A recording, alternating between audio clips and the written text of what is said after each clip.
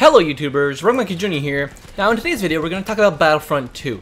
Not about the game as a whole, but about one specific little part of what was announced at E3/EA Play, is that all the DLC is going to be free.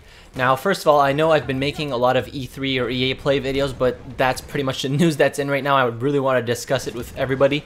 So if you guys don't know, DICE have been working on a sequel for Battlefront that came out a couple of years ago, and that sequel is Battlefront 2, and it should be coming out in November for all the platforms, so PC, PS4, and Xbox One. I don't know if it's going to come out the Switch, probably not. I don't think it's going to come out on Nintendo consoles because games usually don't, but I digress. Let's get right on to the point of the announcement that all the DLC for Battlefront 2 is going to be free. Now they have stated that there will still be microtransactions in the game itself, and it's going to be to buy like either cosmetic items or just, you know, progress your kit that you could do through leveling, but instead, if you don't play all that much, you can just buy like the progression or the new weapons with real world money instead of buying them with in-game currency. But microtransactions do not come as a surprise because nowadays most games do have them, and I mean, I don't think anybody here is shocked to know that they will be in Battlefront 2, but what I am shocked about is that an EA title, so a published EA title, will have free DLC. So everything about Battlefront 2 that is DLC will be completely free to everybody. I think that EA are finally learning upon their previous mistakes now, because could this mean that this is going to change for all of the EA titles, like Battlefield, which is one of the bigger titles of EA. I mean, they did put free DLC for Titanfall 2, so they might be getting into a little loop here of making DLCs free and learning from their past mistakes of splitting up the community too much. Now we're already seeing this in Battlefield 1 with the Premium Friends initiative. Now if you guys don't know what that is, I'll leave a card up in the top right hand corner. I made a video about it, so just go watch that if you don't know what it is. But we might be seeing some kind of pattern here, so making DLC free is great. Like more and more titles and publishers have been doing this because they don't want to split up the community. They see what it has done in previous titles, so people buy the DLC pack, so Premium Pass or whatever you want to call it, Season Pass. Now those people have the DLC.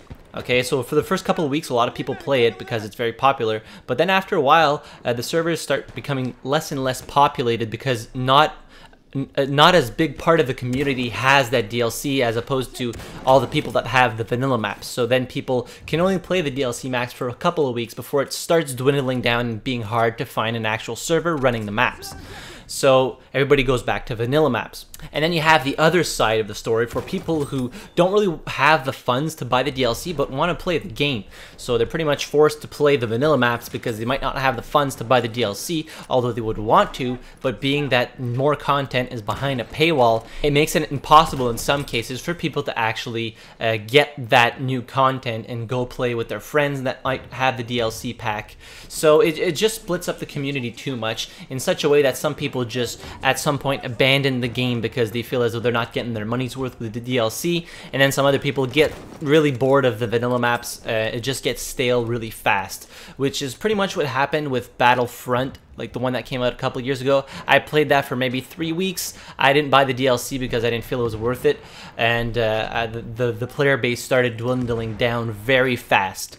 So I think it's great that EA are starting to make DLCs free. I don't know if it's going to be for every game. I hope it's going to be for every future title, and that they're finally getting, pardon my expression, their heads out of their asses. I mean, EA is a big company. They already make a lot of money, and you already have people buying microtransaction all the time because they want to get the stuff quicker, they want to get cosmetic items, and I think it's just a better business model to have the DLC free and have microtransactions rather than having microtransactions and paid DLC, which is just pretty much you know, two middle fingers to us because we have to pay for two things, you know.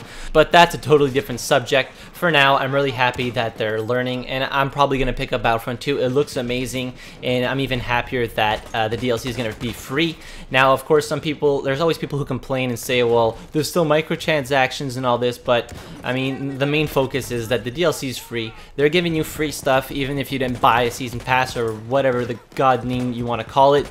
They're giving you free content which you're going to be able to play, and it's just going to have a nice family feeling, like everybody's going to just stick together and everybody's going to be able able to play everything. And this is also going to bring servers that are going to have mixed maps, so you can have the vanilla maps and DLC maps in rotation on the same server, and people are still going to be able to join. It's all just going to be one big happy family of Battlefront players, and that's just great.